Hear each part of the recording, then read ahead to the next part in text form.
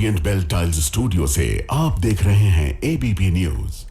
नमस्कार, मैं हूं चित्रा त्रिपाठी। शाम के 5 बजने वाले हैं। एबीपी न्यूज पर वक्त है सबसे बड़े डिबेट शो महादंगल का।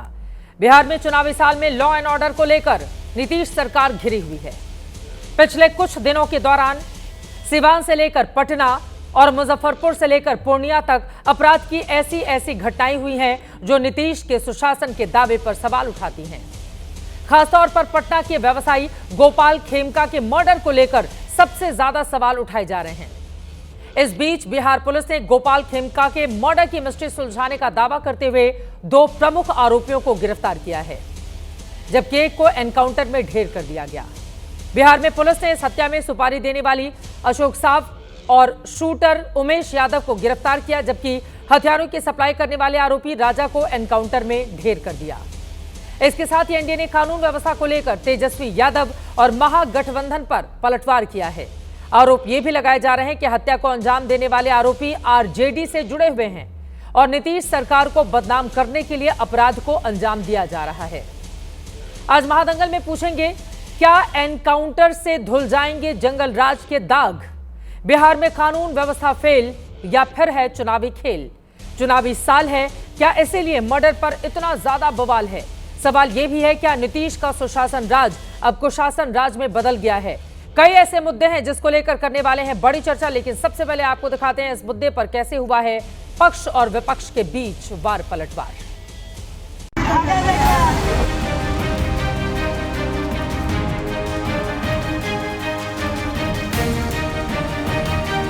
उमेश यादव ने हत्या किया, पूरी इंक्वायरी हो रही है, सब खुलासे हो चुके हैं। जिन लोगों ने भी इसका समर्थन किया है सबको जेल के अंदर सड़ना हो।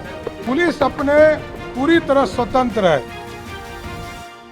एनकाउंटर कई सच छुपा लेता है। एनकाउंटर कई दफा सत्य का भी एनकाउंटर हो जाता है। वो पूरे तार पता चलने चाहिए। और गोपाल खेमका जी के अलावा बिहार का कोई जिला नहीं है जहां प्रतिदिन या तो हत्या, डकैती, बलात्कार जैसी चीजें ना हो रही हैं। सरकार नाम की कोई चीज नहीं है। और गोपाल खेमका की जो हत्या हुई, ये same shooter, same gun point, Punpun में भी जमीन एक लिया। 10 दिन पहले अजय वर्मा को आप गिरफ्तार क्यों? और अजय वर्मा यदि मोड़ा है तो मरवाने वाला कौन? और अजय वर्मा यदि मरवाया तो उसके सरकमस्टेंसेस क्या?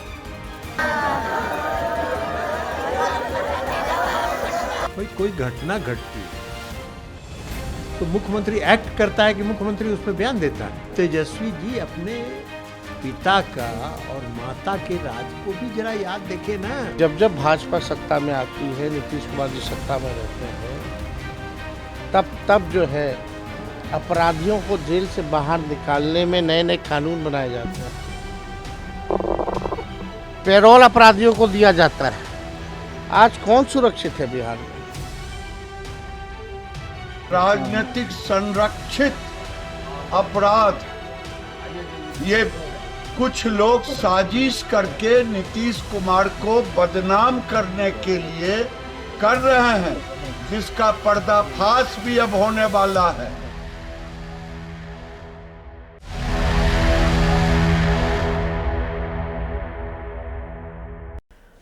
एनकाउंटर से धुल जाएंगे जंगल राज के दाग, इस मुद्दे को लेकर चर्चा की शुरुआत करते हैं। खास मेहमानों की मौजूदगी है, उनका तारुफ परिचय आपसे करवा देती हूं। हमारे साथ संजय कुमार जी, आप राजनीतिक विश्लेषक हैं, खासतौर से बिहार के मुद्दे पर लगातार आपकी ओर से आर्टिकल लिखा जाता है। जयंत जिज्ञासु जी हमारे साथ जुड़ चुके हैं, आप प्रवक्ता आरजेडी के हैं। राजीव रंजन जी प्रवक्ता जेडीयू के इस वक्त टीवी स्क्रीन पर आपको दिखाई दे रहे हैं। बाकी लोग भी जुड़ते हुए चले जाएंगे, खास मेहमान जिनसे के साथ हम चर्चा करेंगे। लेकिन राजीव रंजन जी, आपसे शुरुआत करते हुए, ये क्या हाल बना रखा है बिहार का? बार बार सवाल तेजस्वी यादव की ओर से कहा जा रहा है कि ये तो महाजंगल राज है और एनकाउंटर से क्या धुल जाएंगे जंगल राज के दाग, जो आरोप लगाए जा रहे हैं आपके ऊपर? राजीव रंजन जी। गोपाल खेमका मर्डर के पूरे षड्यंत्र को लेकर जो खुलासे होंगे, निसंदेह विपक्ष को बगले झांकने के सिवाय उनके समक्ष कोई अवसर नहीं। दरअसल जो भी घटनाएं घटी हैं, घटनाएं देश के किसी भी हिस्से में और कभी भी घट सकती है। घटनाओं के बाद पुलिस की जो कार्यशैली है वो ज्यादा अहम है। और आज उस दौर से बिहार निकल गया है जब सत्ता पोषित अपराध होते थे। सत्ता संरक्षित अपराधों को अंजाम देने वाले लोग सत्ता प्रतिष्ठान के करीब होते। आज हालात बदल गए हैं। अनुसंधान की गुणवत्ता से लेकर टेक्नोलॉजी के बेहतर इस्तेमाल के साथ हर मामले का उद्भेदन हो रहा है और गिरफ्तारियां हो रही। लेकिन जहां तक इस मामले को लेकर के निसंदेह ये एक बड़े व्यवसायी और लोकप्रिय समाज सेवी की हत्या हुई और हम सब इससे मर्माहत हैं। इसलिए कि मर्माहत होने से तो कुछ हो नहीं जाएगा ना राजीव रंजन जी। कानून का एक बल होता है, सत्ता की धमक होती है, एक्शन के जरिए बाकी अपराधियों तक ये मैसेज पहुंचाया जाता है कि अगर दोबारा तुम कोई भी इस तरह का कृत्य करोगे तो आगे आने वाला वक्त तुम्हारे लिए कितना बुरा हो सकता है। खास मेहमान हमारे साथ दो और लोग जुड़ चुके हैं, उनका परिचय आपसे करवा देती हूं। शाहजैल में जी, राष्ट्रीय प्रवक्ता भारतीय जनता पार्टी के हमारे साथ मौजूद हैं। अनुमा आचार्य जी, राष्ट्रीय प्रवक्ता कांग्रेस पार्टी के हमारे साथ जुड़ चुके हैं। जल्दी से इस पर अपनी बात राजीव रंजन जी आप पूरी कर लें। जहां पर तेजस्वी यादव की ओर से जो बातें कही गई हैं, देखिए वो बार बार कह रहे हैं कि एनकाउंटर कई सच छुपा लेता है, एनकाउंटर में कई बार सत्य का भी एनकाउंटर हो जाता है, पूरा सच बिहार की जनता से छिपाया जा रहा है, ये कह रही है आरजेडी। राजीव रंजन जी डर रहे हैं। अभी तो डीजीपी ने आधिकारिक तौर पर ये प्रेस कॉन्फ्रेंस किया ही नहीं है कि वो क्या क्या कहेंगे, लेकिन जो जानकारियां निकल करके आ रही अगर उसी से बैकफुट पर तेजस्वी जी दिख रहे हैं और इस पूरे खुलासे को लेकर के वो पहले से ही हमलावर दिख रहे हैं, तो मुझे लग रहा है ये उनके अंदर कहीं ना कहीं कुछ चीजें वो जो उनके अंदर का है वो दिखने लगा है। देखिए हाल के दिनों में निसंदेह इस बात को नकारा नहीं जा सकता है कि घटनाएं हुई, लेकिन इन घटनाओं को लेकर के पुलिस ने बराबर इसको एक चुनौती के तौर पर लिया। ये उनके लिए टाइम पास जॉब नहीं है। कई हत्याओं के मामले में जो तस्वीरें स्पष्ट होंगी अभी आज के बाद भी अन्य जो घटनाएं हैं उनके भी खुलासे होने जा रहे, और तब बिहार की तस्वीर स्पष्ट हो जाएगी कि चुनाव के इन चंद महीनों जो अब कुछ 100 दिन 110 दिन का समय बचा है, आखिर ये घटनाएं एकाएक क्यों बढ़ गई हैं। इसीलिए जब तक आधिकारिक तौर पर डीजीपी का आप लोगों की ओर से बार बार ये कहा जा रहा है कि अचानक से घटनाएं बढ़ गई हैं और उसमें विपक्षी दलों का हाथ शामिल है, क्योंकि यहाँ पर तो खोलकर नहीं, आपने नहीं बोला, आपके है ना ये जीतन राम मांझी जी, अरे ये साफ साफ बोल रहे हैं खेमका साहब की हत्या में शामिल शूटर ने साबित कर दिया है तेजस्वी यादव के लोग तकरीबन हर आपराधिक वारदात में शामिल हैं, और अब ये जो शूटर है चूंकि उसका नाम उमेश यादव है तो इसी वजह से सीधे आप लोगों ने जोड़ दिया है। आरजेडी से मैं इसका जवाब लूंगी, और इस वक्त हमारे साथ पवन वर्मा जी, आप प्रवक्ता जनसुराज के भी हमारे साथ जुड़ चुके हैं, पूर्व राज्यसभा के सांसद, और साथ ही हमारे साथ जयंत जिज्ञासु भी आरजेडी के टीवी स्क्रीन पर दिखाई दे रहे हैं। एक बार जयंत से टिप्पणी ले लेती हूं, फिर मैं बाकी लोगों के पास आऊंगी। जयंत जिज्ञासु जी, अब यहाँ पर जीतन राम मांझी हो, सत्ता पक्ष के तमाम लोग हो, उनका यही कहना है कि खेमका साहब की हत्या में शामिल जो शूटर है उमेश यादव, उसके जरिए यह साबित हो गया है कि तेजस्वी यादव के लोग तकरीबन हर आपराधिक वारदात में शामिल होते हैं, ये बोल रहे हैं जीतन राम मांझी।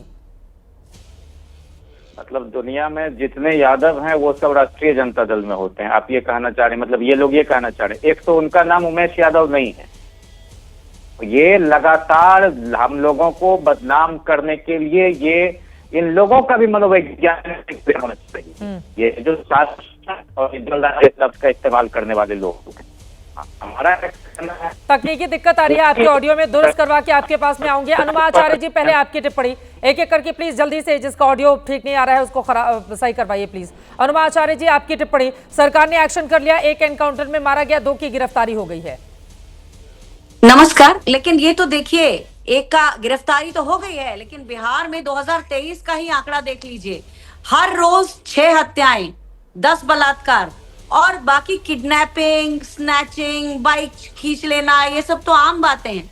बिहार के वैसे भी हालात बहुत बदहाल हैं, प्रशासन की व्यवस्था बहुत बुरे हाल में है, और एक चीज और है, वहां पर राज्य को देखिए आप पूरा, एक तो ये हम देख रहे हैं कि अब ये नहीं कर सकते कि 20 साल पुरानी बात करके आज के बिहार को, 20 साल पहले किसी पार्टी ने ये किया था, 20 साल पहले पीढ़ियां बदल गई अब, तो इसलिए आज जो प्रशासन के बुरे हाल हैं, जिसमें किडनैपिंग एक बहुत आसान, बहुत ही रोजमर्रा की बात है, कोई ध्यान ही नहीं देता, चेन स्नैचिंग कोई ध्यान नहीं देता, बच्चे आजकल नाव से स्कूल जा रहे हैं, आज भी बिहार वही हालात में है। तो क्या ऐसा अच्छा कर दिया? पिछले एक समय सुशासन बाबू कहा गया था आज से 20 साल पहले, लेकिन आज तो बिहार में ना तो सुशासन है और ना युवाओं के हालात अच्छे हैं। प्रशासन का तो हमने देख ही लिया, बीजेपी के अपने लोगों की, बीजेपी के लोगों की हत्याएं हो रही हैं। और ये जो पिछले प्रवक्ता थे वो ये कहने की कोशिश कर रहे थे कि उनका नाम उमेश यादव नहीं है, एक इस तरह का नैरेटिव बनाया जा रहा है। तो ये नैरेटिव, जबकि इस सत्ता में नीतीश कुमार जी हैं, ऐसे में अगर ये सवाल अगर कि पिछले 20 साल की बात करें, क्योंकि मैं आपका प्रोग्राम का शुरुआत देख रही थी जिसमें 20 साल पुरानी बात कर रहे थे हम, तो ये 20 साल में क्या अभी की बात करना चाहिए कि अभी बिहार की तुलना की जाएगी तो दो अलग अलग सरकारों की तुलना तो की ही जाएगी 20 साल में, क्योंकि गिरिराज सिंह का बयान आता है पूरी की पूरी पीढ़ियां बदल गई और वो बार बार उस पीढ़ी को, मौजूदा पीढ़ी को याद दिलाते हैं कि जब लालू प्रसाद यादव का राज था तो शाम 6 बजे के बाद आप पुरुष तो, महिलाएं तो छोड़िए, पुरुष का भी बाहर निकलना मतलब अपने आप में कितना रिस्क होता था। अगर रेलवे स्टेशन पर आपकी ट्रेन शाम को 6 बजे पहुंच गई तो परिवार के लोग पूरी रात रेलवे स्टेशन पर गुजारते थे, वो घर नहीं जाते थे कि रास्ते में छीना झपटी होकर उनका सामान छीन लिया जाएगा। इस तरह की कहानियों से भरा पड़ा है और गिरिराज सिंह इसको गिनवा रहे हैं। वो कह रहे हैं मुख्यमंत्री आवास में बैठकर अपराधियों की पंचायत होती थी लालू राज में, आज कम से कम नीतीश सरकार में एक्शन तो हो रहा है। हफ्ते भर के अंदर एक को मार गिराया गया, 2 को पकड़ लिया गया। चित्रा जी, एक्शन हो रहा है तो इस कदर कैसे ये सब बढ़ रहा है? 6 हत्याएं रोज, 10 बलात्कार रोज। आप ये आंकड़े देखिए, ये 2023 के सरकारी आंकड़े हैं जिसमें स्नैचिंग, किडनैपिंग, इसका कोई मतलब लिमिटेड ही नहीं है, लिमिट ही नहीं है। ठीक है, शाहज़ैल अभी जो टिप्पणी ले लेती हूं, उसके बाद पवन वर्मा जी मैं फौरन आपके पास आऊंगी। ये सवाल तो है ना शाहज़ैल जी, देखिए बिहार की बड़ी वारदात एक बार टीवी स्क्रीन पर भी दिखा दीजिए।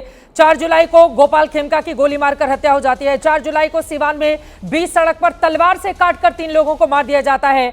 6 जुलाई को पूर्णिया में डायन होने के शक में एक परिवार के 5 लोगों की हत्या हो जाती है। नालंदा में 6 जुलाई को ही गोली मारकर युवती की हत्या। 6 जुलाई को चाकू मारकर इंजीनियर की हत्या मुजफ्फरपुर में। 6 जुलाई को ही स्कूल टीचर की गोली मारकर हत्या। ये तो अभी बीते एक हफ्ते का मैं आंकड़ा और यहां पर पूरी खबर दे रही हूं। ये तो हाल हो गया है। फिर आप लोग जंगल राज के आरोप लगाते हैं अगर आरजेडी के ऊपर, तो पलटकर अपने ऊपर भी देखना पड़ेगा ना कि अगर वो जंगल राज था तो इतनी सारी आपराधिक वारदातें एक हफ्ते में क्यों हो रही हैं। शाहज़ैल जी। जी नमस्कार चित्रा जी, नमस्कार और आदाब अर्ज़ आपको भी और जितने भी पैनलिस्ट हैं मौजूद इस वक्त और जो आपके दर्शक देख रहे हैं सबको। सबसे पहले तो मैं सिर्फ तथ्यों के आधार पर ही बात करूंगी और मुझे लगता है कि बहुत हाहाकार मचा है और ये हाहाकार मचना होना चाहिए जब भी इस तरह की हत्याएं होती हैं या कोई भी इस तरह की बात होती है जिसमें वायलेंस आप देखते हैं धड़ल्ले से। लेकिन आप ज़रा देखिए क्या है आंकड़े। NCRB national crime records bureau जो बाकायदा पूरे स्टेट्स वाइज जो क्राइम्स हैं, जो हत्याएं हैं, जो अलग अलग हिंसा की घटनाएं हैं उनकी उनका एक ब्यूरो रखता है पूरे स्टेट्स का। और आप देखेंगे और ये बात सुनकर कम से कम बिहार के एडमिनिस्ट्रेशन को बावजूद इसके कि आप स्पाइक की बात कर रही हैं, इतनी हत्याओं का जिक्र कर रही हैं, एक बहुत ही अच्छा एक रिकॉर्ड वहाँ पे देखने को मिल रहा है। और अगर आप तुलना करें भारत की जो एवरेज औसत है 385 क्राइम्स होते हैं पर लाख लोगों के, अगर आप देखेंगे जो राष्ट्रीय औसत है। और अब इसमें आप देखेंगे केरल में होते हैं 1248, दिल्ली में बीजेपी की सरकार है, मैं दिल्ली का आंकड़ा आपको दे दूंगी 1000, राजस्थान हो, विपक्ष के और राज्य हों, बीजेपी के हों। लेकिन अब बात करते हैं 385 क्राइम्स पर 1000 people compare to what is in Bihar 224, यानी कि जो नेशनल एवरेज है और बड़े बड़े राज्यों में और छोटे राज्यों के बनिस्बत पूरी नेशनल एवरेज से बहुत नीचे है बिहार। तो इसके लिए मैं तहे दिल से नीतीश जी की सरकार हो, वहाँ की पूरी कानून व्यवस्था प्रणाली हो, राष्ट्रीय उसको नमन भी करती अगर आप तुलना करेंगी बिहार की, धन्यवाद तो भी देती हूँ। केंद्र सरकार भी कटघरे में खड़ी हो जाएगी ना। नहीं मुझे बोलने दीजिए, कटघरे में खड़ा हो जाएगी कि नीतीश कुमार ज्यादा अच्छा राष्ट्रीय औसत देख लीजिए और बिहार के आंकड़े बहुत अच्छे हैं। नहीं तो आप चित्रा जी आप डिसाइड हो गया आपका। अच्छा क्यों, क्या आपका डिबेट किस पर है चित्रा जी? आपने बिहार पर सवाल पूछा था, मैं बिहार पे जवाब दे रही हूँ। अब जवाब देने के बीच में आप बीच में आ रही हैं और आप केंद्र की बात कर रही हैं, तो हम केंद्र की भी बात करेंगे। लेकिन आपने, क्योंकि आपका पहला सवाल बिहार पर था और मुझे बताया गया था कि बिहार चुनाव और कानून व्यवस्था पर इशू है, इसलिए मैंने आंकड़े रिसर्च करके आपके सामने, आपके समक्ष रखे थे। अच्छा, दूसरी बात, अब देखिए अभी भी के मामला सब जानते हैं क्या हुआ गोपाल खेमका मर्डर केस में। आप जरा सोचिए, जो तत्परता दिखाई गई है, तो तीव्रता दिखाई गई है कि 72 घंटों में पूरे न सिर्फ शूटर पकड़ा गया, हथियार सप्लायर भी पकड़ा गया, पूरी की पूरी जो कड़ी थी इस पूरी क्राइम की ट्रेल में वो सब लोग पकड़े गए। तो पूरी तरह से ये बुलंद परचम लहरा रहा है कानून का बिहार में, और इसके लिए फिर से हम नमन करेंगे नीतीश बाबू जी की सरकार को, जिन्होंने कुशासन खत्म करके सुशासन का ऐसा परचम लहराया है। अच्छा, अगर अब अभी एक बहुत अच्छी हमारी बहन बोल रही थी, अब पता नहीं कहाँ से वो आंकड़े लेके आई हैं, लेकिन सिर्फ बताना चाहती हूँ, आपको लग रहा है कि बहुत ही बुरा हो रहा है बिहार में, और मैं तो ये भी कहूँगी जो हो रहा है वो भी नहीं होना चाहिए था, हालांकि सारे स्टेट्स के मुकाबले और जो बिहार होता था उसके बनिस्बत बिहार में वाकई में कानून की व्यवस्था को फिर से नमन करने का जी चाहता है, क्योंकि हत्या में 18% से कम की गिरावट इतने सालों में, डकैती में करीब 70% के आप देखिए गिरावट, पता पूरी नहीं तरह से किस कम तरह से हुए आप ये नमन आंकड़े। कर रही हैं मुझे और नहीं जरा पता, सोचिए, जो लेकिन जंगल राज पिछले की बात 4 दिनों करते का हैं, आंकड़ा मैंने 90 आपको दिखाया किस तरह से लोगों की मैं हत्या जवाब कर दे दी दूं, गई, खत्म और कर आपका दूं, ये कहना खत्म है कर कि नहीं दूं, बहुत अच्छा मैं हो खत्म रहा कर है, दूं। कुशासन को खत्म कर दिया है। मैं ये बात पूरे सच है राज्य कि की- 20 सालों पहले आप की 4 बात दिन कब की तक बात होती कर रहे हैं। रहेगी? 20 साल के बाद आपने क्या वो हनक क्यों नहीं देखने को मिलती है? सवाल ये है ना, अपराधियों में देखिए, अब मर्डर हो जाने के बाद आप अपराधियों को पकड़ लीजिए, मर्डर होते क्यों हैं, मर्डर होते क्यों, ये बड़ा सवाल है। पवन वर्मा जी के पास आऊंगी, उसके बाद में आ रही हूँ, बाकी लोग भी एक एक टिप्पणी ले लेती हूँ। बिल्कुल सही बात है, 0 होनी चाहिए। हाँ, आप बिल्कुल सही कह रही हैं, लेकिन शून्य हो नहीं होनी रहा है चाहिए, ना, वो लेकिन सही हो कह नहीं रही रहा, हैं। यही सवाल है। लेकिन कम से कम मैं तो बिहार के आंकड़े ठीक है, आपका ये कहना है कि बाकी राज्यों के मुकाबले बिहार के आंकड़े काफी कम है और नीतीश कुमार के राज में सुशासन है। फिर जन सुराज पवन वर्मा जी, उसको क्यों लग रहा है कि लालू राज में और नीतीश राज में कोई फर्क नहीं रह गया है जंगल राज के मामले में? चित्रा जी, बहुत बहुत धन्यवाद। देखिए, आप तात्कालिक राजनीति से ज़रा सा उठ जाइए, परे हो जाइए, और आप समझिएगा कि पूरा बिहार 2 खाइयों के बीच में खड़ा है। एक तो जंगल राज का उदाहरण है ही है हमारे पास, और दूसरी तरफ जो एनडीए की सरकार है उसमें साफ तौर से बिल्कुल सीधा दिख रहा है कि शासन प्रशासन गुल हो चुका है। मैं नीतीश कुमार जी की कभी भी निजी आलोचना नहीं करता हूं, पर वो अस्वस्थ हैं। अस्वस्थ हैं तो उसका असर शासन प्रशासन पे होगा, और उनको मुख्यमंत्री की कुर्सी पे बनाए रखने में बीजेपी का हाथ है, तो बीजेपी भी इसमें सम्मिलित है। मैं इसलिए ये कह रहा हूं क्योंकि ये जो आज आप वारदात सब देख रहे हैं, वो कोई, ये तो नई चीज है ही नहीं। अगर आप एनसीआरबी के आंकड़ों पर जाइए जिसका जिक्र हुआ है, 2022 में बिहार पूरे देश में हत्याओं में नंबर 2 की पोजीशन पर था, 2023 में भी था, आज इस साल भी, पिछले साल भी भूमि विवाद में बिहार जो अपराध होते हैं उसमें नंबर 1 में है पूरे देश में। 850 से ज्यादा हत्याएं तो सिर्फ भूमि विवाद पे हो चुकी हैं।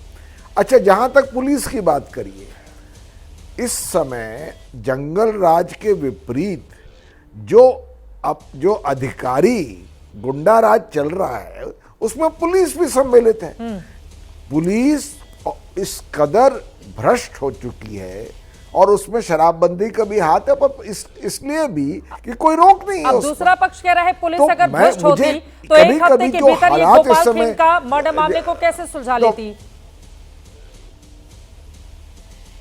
देखिए, जो बड़ी वारदात होती हैं उसमें कभी कभी पुलिस को सफलता जरूर मिलती है, पर आप जो मैं बड़ी एक पिक्चर दिखा रहा हूं आपको, जो विश्लेषण कर रहा हूं मैं आपसे, मुझे कभी कभी ऐसा लगता है जब शासन प्रशासन का अभाव हो तो मुझे स्वर्गीय देवीलाल जी की बात याद आती है।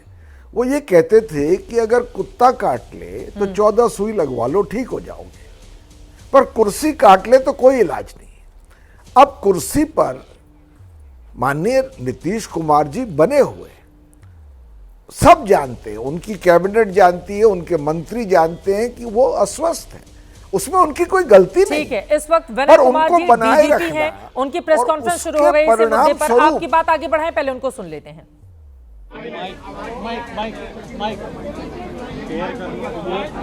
माइक लेके आओ, माइक।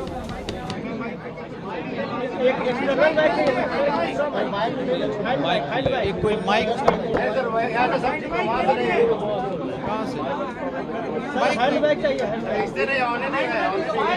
और नहीं है माइक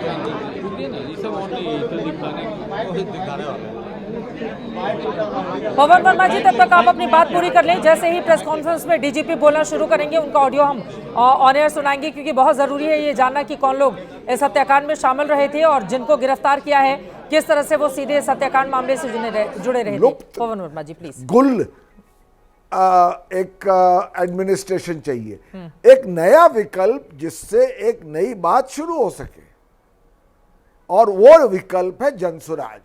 और जनसुराज साफ तौर पे कह रहा है कि वो सबसे पहले प्रशासन और लॉ एंड ऑर्डर, जिसके लिए एक जमाने में नीतीश कुमार याद किए जाते थे, सुशासन बाबू, पर आज वो नहीं है स्वस्थ, तो शासन प्रशासन की आप हालत समझ सकती है। ये बड़ी बात आपकी ओर से कही गई है।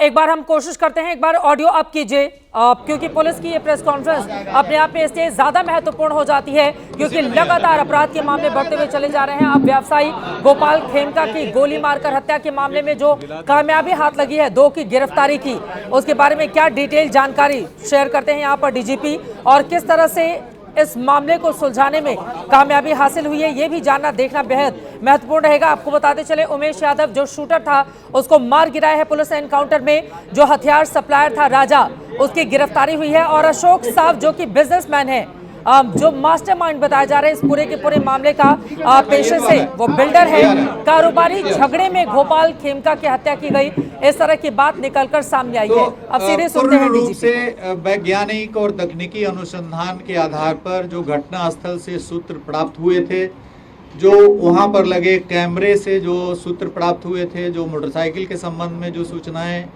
दिखी थी, जो शूटर था उसका जो हुलिया मिला था, जो कपड़े पहने थे, इन सभी के आधार पे पूरे शहर के जो सीसीटीवी कैमरे थे उससे एक के बाद एक सबको लेकर के और उसको तकनीकी साक्ष्य संग्रहित किया गया।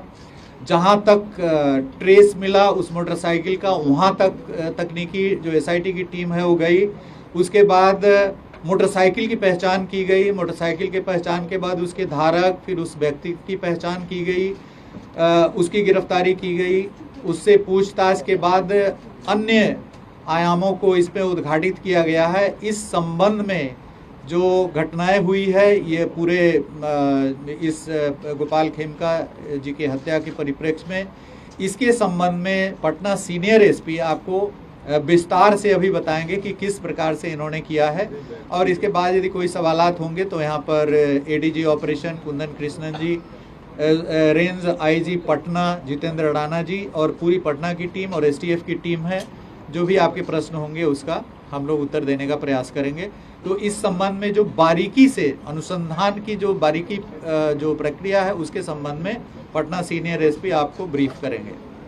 Thank you. Hand over to CCTV का माइक है, हैंडल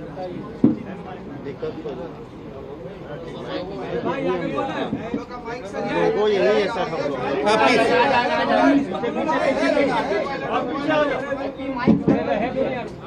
लोग इसमें जब हम लोग अनुसंधान शुरू किए इसमें, तो जब अनुसंधान शुरू किया गया तो जहाँ पे घटना हुई थी उसके बाद सीसीटीवी का अवलोकन किया गया और वैज्ञानिक अनुसंधान प्रारंभ करते हुए जहाँ पे रिट्रीट हुआ था उस डायरेक्शन में आगे बढ़ा गया। इसी क्रम में बढ़ते बढ़ते हम लोग जहाँ पे जो अभियुक्त था वो जब भागा था उस घर तक पहुँचे। वहाँ पे जब छानबीन की गई तो एक मोटरसाइकिल हम लोग को मिली। मोटरसाइकिल के नंबर से टैंपरिंग करने की कोशिश की गई थी। जब उस मोटरसाइकिल के पास वाले घर की सर्च की गई तो उस घर से जो अभियुक्त जो कपड़ा पहने हुए थे वो बरामद हुआ, जो जूता बरामद हुआ, मास्क बरामद हुआ। उस घर में जो व्यक्ति थे उनको लाया गया पूछताछ करने के लिए। उनका नाम उमेश यादव। जब उनसे गहन पूछताछ की गई, इसके बारे में गहराई से पूछताछ की गई तो उनके द्वारा इस घटना की संलिप्तता स्वीकार की गई। साथ ही में उनके द्वारा बताया गया कि इस घटना में जो उनके द्वारा इस्तेमाल किया गया हथियार था वो घर में छिपा के रखे हैं। ये जब उनको बताया गया उसमें उनके घर के ऊपर वाले फ्लोर में, जो उनके भाई का फ्लोर है, घर है, उसमें ये बंद कमरे में रखे हुए थे। उस जगह की जब छानबीन की गई तो इनके घर से 59 राउंड गोलियां बरामद हुई। 56 राउंड 7.6 का था और 3 गोली 9mm का था। उसके अलावा जब घटना में जो इस्तेमाल हथियार था उसके साथ 2 मैगजीन मिला जिसमें 14 राउंड गोलियां थी। इसके बाद जब इनसे और पूछताछ की गई तो बताया ये कि अशोक साव का नाम लिए, ये इनको करीब 1.5 साल से जानते थे। दोनों ही बिहार शरीफ के थे और एक शादी के फंक्शन में मिले थे।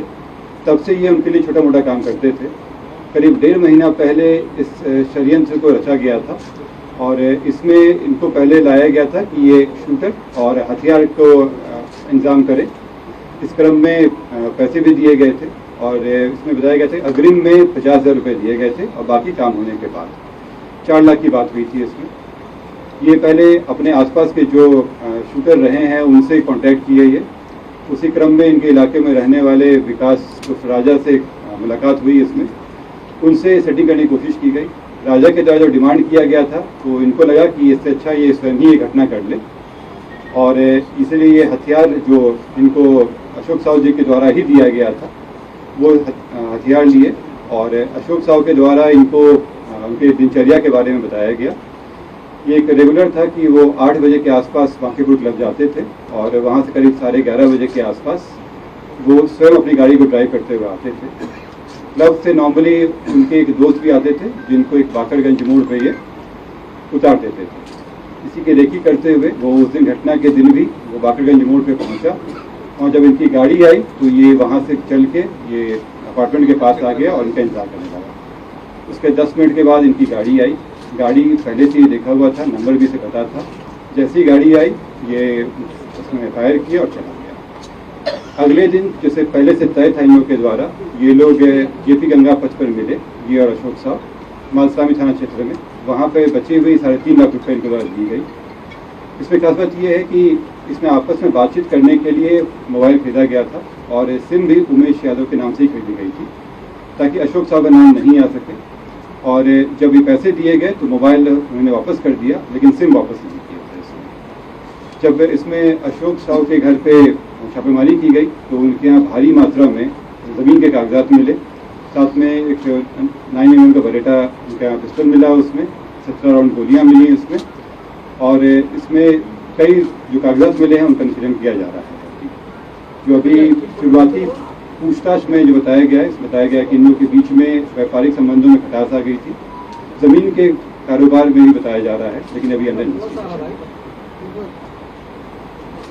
जो रैंसम का जो अमाउंट मिला रिकवर हुआ इसमें जो उमेश यादव है उनके पास से करीब 3,65,000 और जो अशोक साव हैं इनके घर से 6.5 लाख रुपए कैश बरामद किए।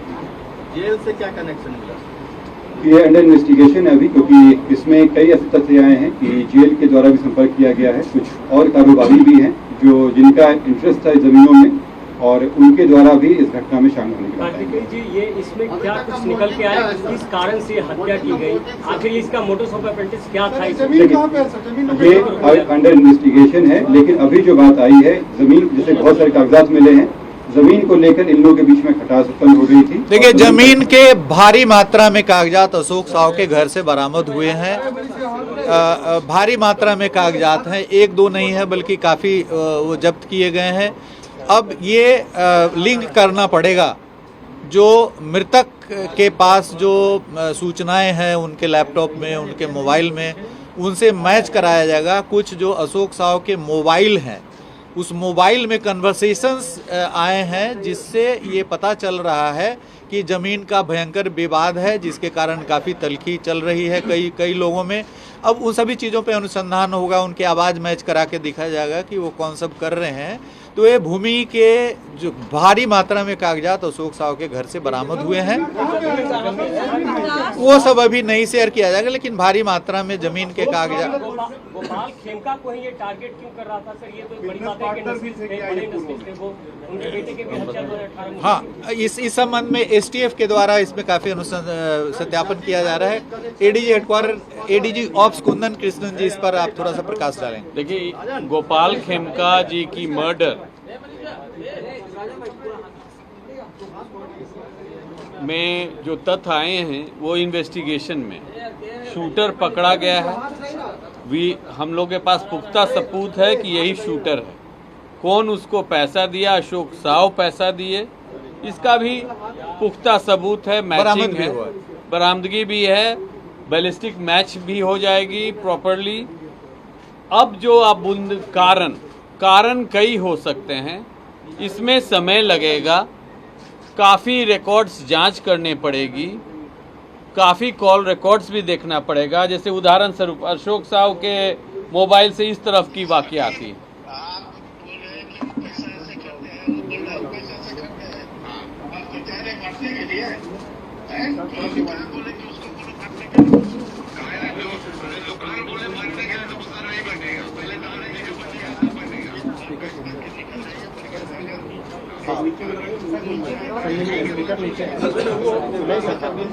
अरे मेरे बदौलत है, ये आपकी बदौलत है, तो आप उसका फायदा आप भरपूर उठा रहे हो। किसका बदौलत है मतलब नहीं समझे? आप ही बोले कि मेरे बदौलत है, ये बेनिफिट हम उठा रहे हैं, बेनिफिट हम उठा रहे हैं, हम उठा रहे हैं बेनिफिट। आज भी बोलते हैं सुनो बता देते हैं, उन्होंने हम बता रहे हैं आपको बात हमसे नहीं, हम कोई चीज क्या फालतू कर रहे हैं, पहले ही बताओ ना हमको, क्या फालतू कर रहे हैं, तुमसे बात बताओ तो। यही बोल रहे हैं, सीधी यही ना बोले, तुम कागज हमको दे दीजिए, पेपर सब तैयार करके दे दीजिए, फाइल करके भेज दीजिए। कागज देगा तो ना हम देंगे। अच्छा नहीं देगा तो सभी को जिम्मेदार हम रहेंगे। अरे भैया नहीं देगा तो ये तो है ना बोलना है, वो जवाब देगा। जैसे मिट्टू नहीं दे रहा है, क्या चीज क्या बोले आप आनंदपुर में संजय को 1.5 करोड़ देंगे? किसको बोले गए मैं? कौन भी चोट बोलता है, माधव चोट भी हम बोले गए, बताओ तो किसको बोले गए कि हम 1.5 करोड़ रुपया देंगे? कौन बोला है तुमको? कौन बोला है? के सामने में है। अरे तुम अभी बोलो ना, अभी बहुत कॉन्फ्रेंस से बात करा देते हैं, कॉन्फ्रेंस से। तो इस तरह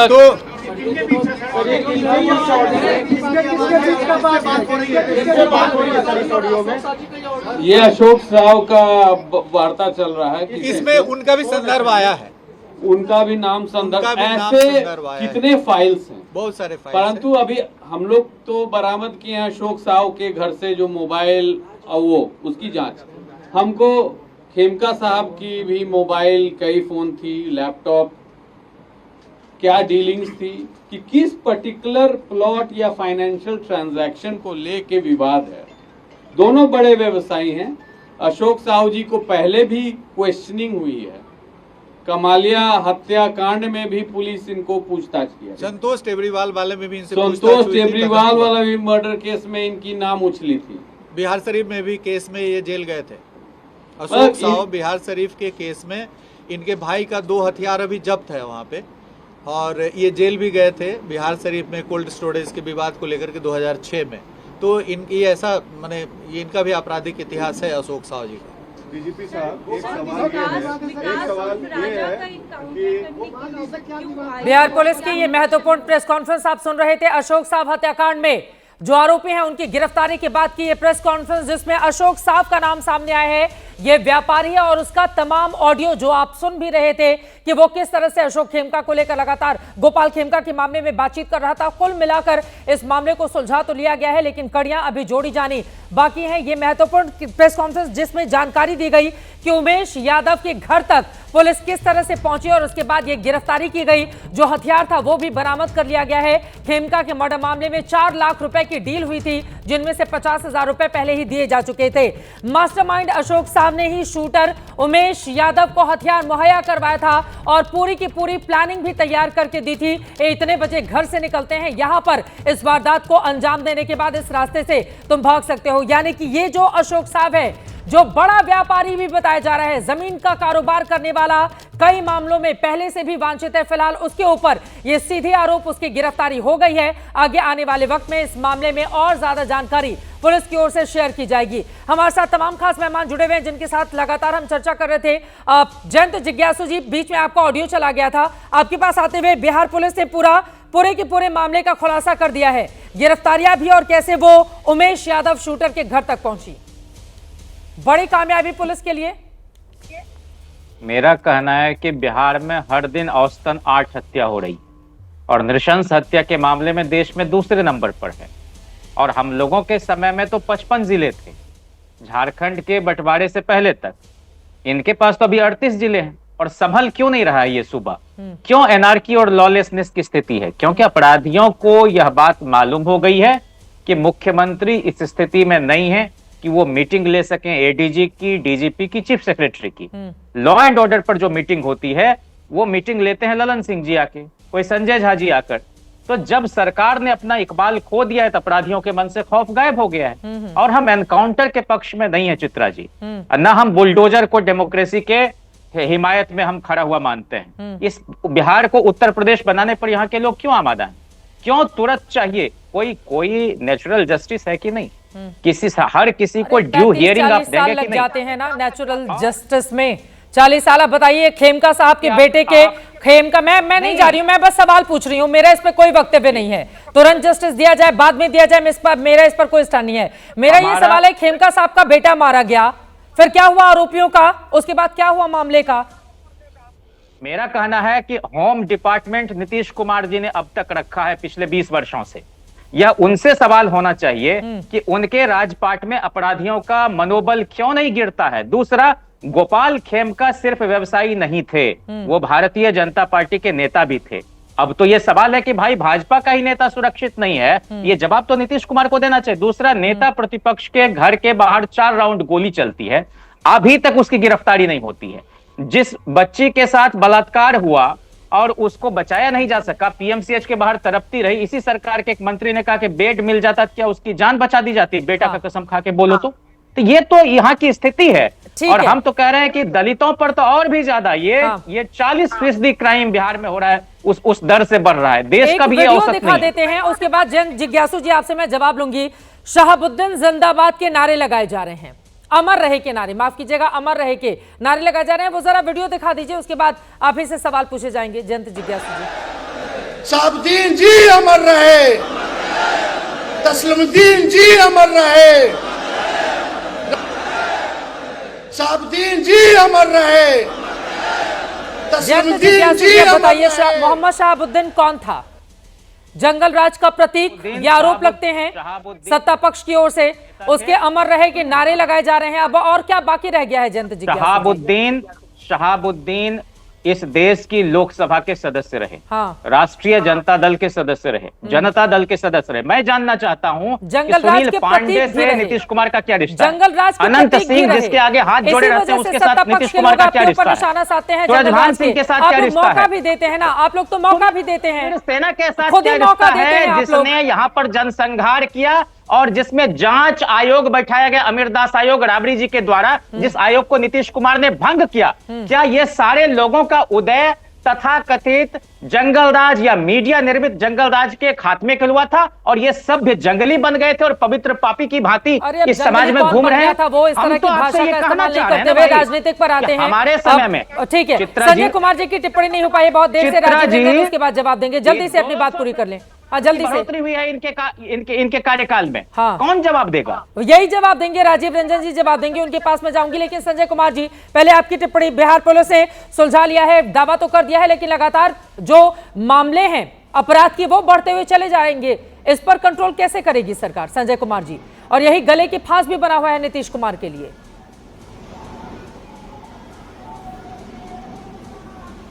नहीं, सरकार को तो कंट्रोल करनी होगी। पुलिसिंग अगर करने देंगे, जिस तरह से गोपाल खेमका जी में पुलिस ने तत्परता दिखाई, जिस वैज्ञानिक और तकनीकी अनुसंधान की बात करके सीसीटीवी कैमरा के फुटेज की मदद से सूत्रों को कनेक्ट करते करते उस शूटर तक पहुंची पुलिस, हथियार को बरामद की पुलिस, जहां साजिश करता थे वहां तक पुलिस पहुंची। अगर पुलिस को खुली छूट दे दी जाए और पुलिस को अकाउंटेबल बना दिया जाए तो मैं समझता हूं कि हर हत्या का उद्भेदन संभव है। ऐसा कुछ नहीं है कि पुलिस को पूरी छूट दे दी जाए। अभी भी पुलिस को पूरी छूट नहीं दी गई है। पुलिस को छूट क्यों नहीं दी जा रही है? कौन है इसके लिए जिम्मेदार? मैं तो नहीं मानता हूं कि अगर पुलिस को इस तरह की छूट दी जाती, चूंकि आयरन हैंडेड जब आप चीजों को नहीं डील करेंगे, आयरन हैंडेड जब तक चीजों को आप ये नहीं करेंगे तब तक परिणाम आपको नहीं मिलेगा। ऐसा नहीं है कि अपराधी जो हैं वो बहुत अच्छी भाषा समझते हैं, उनको उसी की भाषा में कभी कभी जवाब देनी पड़ती है, तब जाकर के उनके फन कुचले जाते हैं, तब उनको रोका जाता है। नीतीश कुमार जी का जो कालखंड 5 से 10 तक जो अभी पवन वर्मा जी का रहे थे, उस कालखंड में इन्होंने किया क्या था? स्पीडी ट्रायल और फास्ट ट्रैक कोर्ट कि तुरंत अविलंब सजा दिलाई जाए, एक खौफ का वातावरण अपराधियों में पैदा हुआ था। अब क्यों फिर खत्म हो फास्ट गया है ट्रैक कोर्ट खौफ? जो फंक्शनल था उसको क्यों किनारे कर दिया गया? नहीं, फिर अब एक बार आई है बात कि अब फिर हम 100 फास्ट ट्रैक कोर्ट को फंक्शनल बनाएंगे डिफरेंट जिला में। अगर फिर से speedy trial, fast track court, police को मैं खुली छूट इसलिए नहीं देने की बात कर रहा हूं कि पुलिस को मल्टीटास्किंग में इन्होंने लगा दिया है। उनको शराब की तस्करी रुकवानी है पुलिस से, उनको बालू की तस्करी रुकवानी है पुलिस से, और उनको क्राइम को कंट्रोल भी पुलिस को करानी है। तो पुलिस को कहाँ छूट पूरी मिली हुई है कि उनको तो पहले तो आप डायरेक्शन तो दे दीजिए कि उनका ओरिएंटेशन किधर हो। भाई आपके पास जो पुलिस पब्लिक रेशियो है वो नेशनल जो रेशियो है उसका आधा है। 832 का नेशनल है, बिहार का 1622 पर एक पुलिसकर्मी है। तो जब पुलिस पब्लिक रेशियो आपके पास नहीं है, 34% पुलिस के पद खाली हैं जिस राज्य में, और आप उनको छूट नहीं देते हैं कि नहीं अपराधियों को नीतीश कुमार ही थे। कितने पद खाली हैं पुलिस वालों के? आपने क्या कहा संजय कुमार जी, कितने पद? नहीं, मैं कह रहा हूं कि 34% पुलिस के पद खाली है बिहार। ठीक है, हाँ। अब ये भरने की जिम्मेवारी तो राज्य, हाँ, तो ये राज्य सरकार की जिम्मेवारी है ना, यानी हर 3 में से एक पद खाली है। अब राजीव रंजन जी, फिर कैसे क्राइम कंट्रोल होगा? अगर पद खाली रखे जाएंगे, वहां पर रखे नहीं जाएंगे पुलिस वाले, तो क्राइम कैसे कंट्रोल होगा? पवन जी, आ रही हूं उसके बाद में आपके पास। राजीव रंजन जी, देखिए, सबसे पहले मेरा सख्त एतराज है जो बात अभी पवन वर्मा जी ने कहा सेहत को लेकर के, और जो आरजेडी की ओर से कहा गया। और देखिए, मैं बार बार एक बात देख रहा हूं, मेरी तो खुली चुनौती है। पवन वर्मा जी तो कभी नीतीश कुमार जी के काफी करीब रहे हैं, पार्टी के सांसद रहे हैं। अब क्यों खटास आ गई ये बेहतर बताएंगे, लेकिन पार्टी के महामंत्री भी रहे हैं और सांसद भी रहे हैं, और उनकी निकटता इनकी काफी रही है। और जहां तक जैन जिज्ञासु या आरजेडी का सवाल है, बेसिर पैर के बयानों के जरिए ही आरजेडी के नेताओं की पहचान होती है, इसलिए प्रवक्ता इससे परे बोले ये समझ से बाहर है। सब लोग समझते हैं कि आरजेडी क्या बोले। देखिए, बड़ा सवाल क्या है, आज अभी आप लोगों ने इसको काफी सरकास्टिक तरीके से लिया, लेकिन जो एनसीआरबी के आंकड़े हैं 2023 के आंकड़ों का हवाला दे रही हैं कौन? तो अनुभा आचार्य। 2023 के आंकड़े ही नहीं एनसीआरबी के है, 2022 का आखिरी आंकड़ा है, और हमारा राज्य 19वें स्थान पर है। स्पष्ट है कि देश के जितने बड़े राज्य हैं उनमें सबसे अच्छे कानून व्यवस्था के राज्यों में से एक राज्य है। हम मानते हैं कि घटनाएं घटी हैं, और इस बात से भी मैं सहमत हूं कि देश में राम राज्य हो जाए, लेकिन कोई राज्य बताइए जहां घटनाएं नहीं होती हैं। घटनाओं के बाद, अभी मैं संजय कुमार जी को भी सुन रहा था, लेकिन वो विश्लेषक हैं, मैं इतना ही कहना चाहूंगा कि पुलिस बल के की रिक्तियों को लेकर लगातार नियुक्तियां जारी है, और ये सरकार के इस विधानसभा के कार्यकाल तक 2,29,000 नियुक्तियों का जो लगातार उसकी जो प्रक्रिया है, ठीक है, वो पूरी हो जाएगी और राष्ट्रीय औसत के करीब हम होंगे। ठीक है, लेकिन इतनी बात अनुमा आचार्य जी पर आपने, अनुमा आचार्य जी 2022 के बाद आंकड़े जारी नहीं किए गए, 2023 का आंकड़ा एनसीआरबी का कहां से लेकर आई थी आप? मैं ये जवाब ले लेती हूँ। अनुमा आचार्य जी, 2023 का आंकड़ा कहां से लेकर आई थी? तुलना करने की स्थिति में न तेजस्वी यादव है और न आरजेडी के नेता है। हाँ। आज भी राजबल्लभ यादव जैसे लोग जी इनकी पार्टी के नेता है, और आपने देखा शहाबुद्दीन का नारा लगाते हुए तेजस्वी यादव। शहाबुद्दीन का मतलब आतंक का प्रतीक। आज जो नॉमिनेशन पिछले झारखंड इलेक्शन में हुआ है, बेड़ियों में जकड़े हुए सुभाष यादव का नामांकन तेजस्वी यादव खुद कराने गए। ये कौन लोग हैं? अपराध का राजनीतिकीकरण करने वाले लोग आज अपराध के सवाल पर भाषण। ठीक है, इसका जवाब मैं ले लूंगी आरजेडी से। आपने अनुमा आचार्य के आंकड़े को लेकर 2023 का एनसीआरबी का आंकड़ा कहां से आया 2022 के बाद, अगर वो जारी ही नहीं हुआ है? अनुमा आचार्य जी वो पूछ रहे हैं। देखिए, मैं बिहार में थी अभी काफी दिनों से, मैं बिहार, आपको मेरी आवाज आ रही है? आ रही है मैम। जी, तो मैं बिहार में थी और वहां से ही ये आंकड़े, मैंने बहुत सारे ऐसे पत्रकार होते हैं, उनको देखकर, उनके प्रोग्राम्स देखकर, उनके आंकड़े देखकर, उनकी जो न्यूज़पेपर में खबरें आई हैं वो देखकर, तो ये आंकड़े जो है, आपको एक चीज और बताती हूँ कि एनसीआरबी के अलावा भी बहुत सारे लोग हैं रिसर्च वाले जो आंकड़े देते हैं, और ये 2023 का आंकड़ा है। और इसके अलावा और बताती हूँ 2024 की बात करती हूँ। देखिए 2024 के भी आंकड़े हैं, मैं एनसीआरबी नहीं बोल रही हूँ, मैं बोल रही हूँ 2024 के भी आंकड़े हैं। सुनिए चित्रा जी, 2024 के भी आंकड़े हैं जिसमें अदर ये सारे अपराधों के अलावा भी 6वें नंबर पे रहा है, अपराध नहीं हो, ये हम सबों का संकल्प होना चाहिए, लेकिन अतिरंजित तस्वीर और बिहार को बदनाम करने की कोशिश मत कीजिए। और भ्रष्टाचार का एक ट्रायंगल है। और एक और चीज बोल दूं कि इसी साल से, क्योंकि इस साल चुनाव है, तो सरकार थोड़ी सी कड़ी होने की कोशिश कर रही है। इसी साल जनवरी में 66 पुलिस वालों के ऊपर बेजा जमीन पर कब्जा करने का, अवैध संपत्ति का उनके ऊपर, लेकिन कई बार प्रवक्ताओं के आंकड़ों को, काम हुआ है, जो भी प्रवक्ता बोलते हैं उनके आंकड़ों को फेस वैल्यू और पार्टी के आधार पर हम लोग सही मान लेते हैं, और अगर एनसीआरबी के आंकड़े गलत तरीके से कोट किए जाएंगे तो फिर अनुमा आचार्य जी ये ठीक तो है नहीं ना। प्रामाणिक रूप से दूंगी मैं आपको न्यूज़पेपर की, ठीक है। अभी वाले आंकड़े लेकिन आपके गलत थे। पवन वर्मा जी, अब आपके पास आते हुए राजीव जी ने आपके ऊपर सवाल उठाए थे। हाँ, लेकिन वो एनसीआरबी के आंकड़े नहीं थे, आंकड़े ही नहीं आए थे, तो एनसीआरबी कहां से आ गया? पवन वर्मा जी आप जवाब दीजिए। आंकड़े दिखा रही हूँ। हाँ पवन वर्मा जी, राजीव जी ने आपके ऊपर कई आरोप लगाए थे।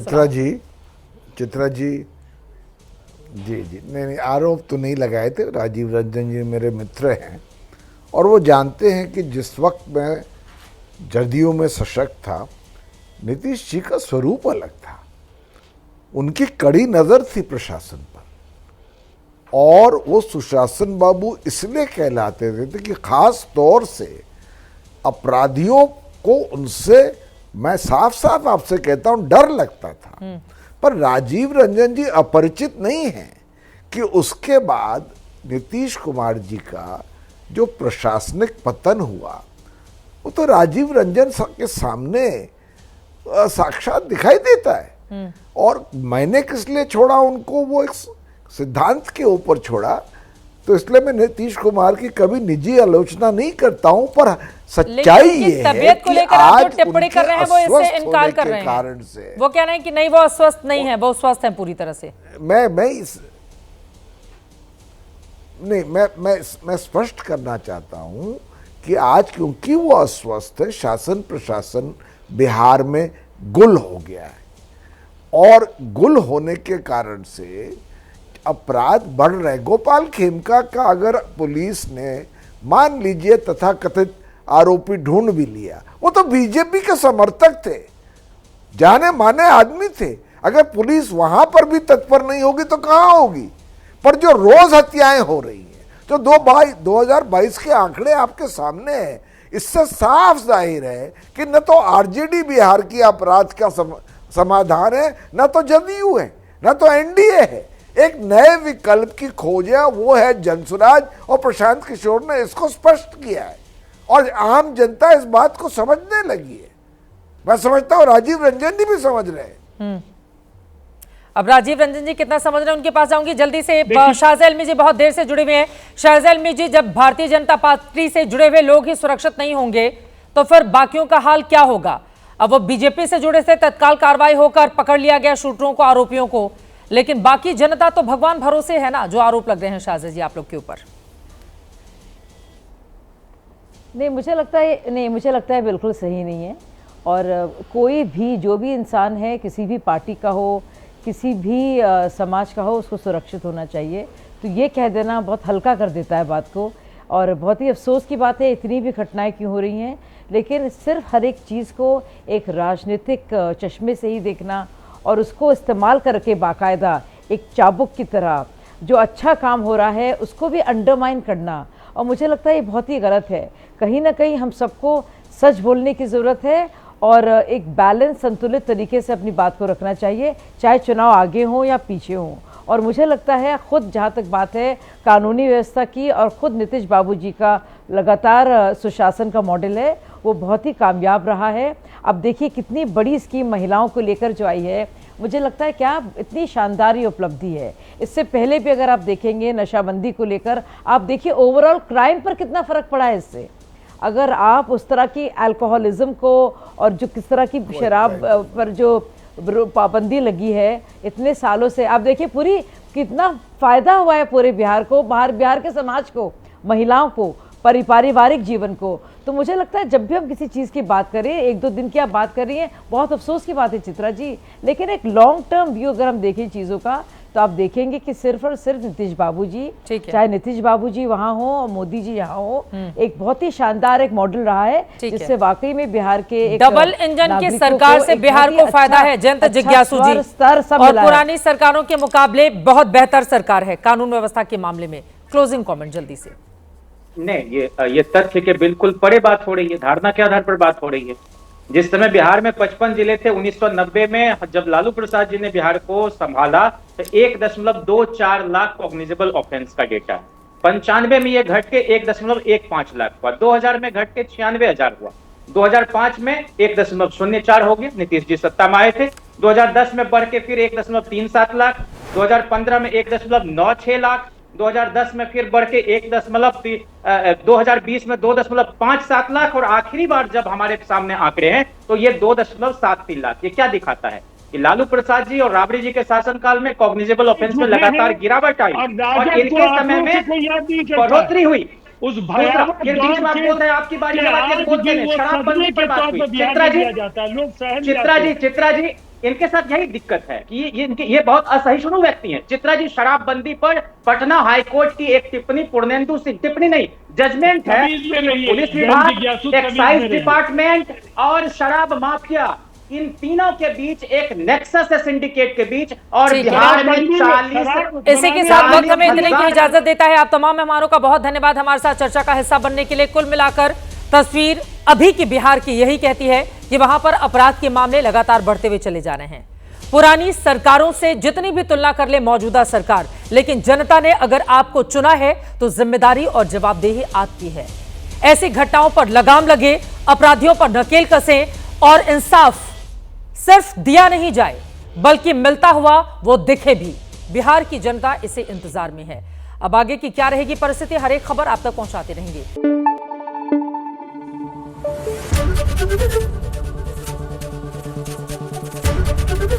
एबीपी न्यूज आपको रखे आगे।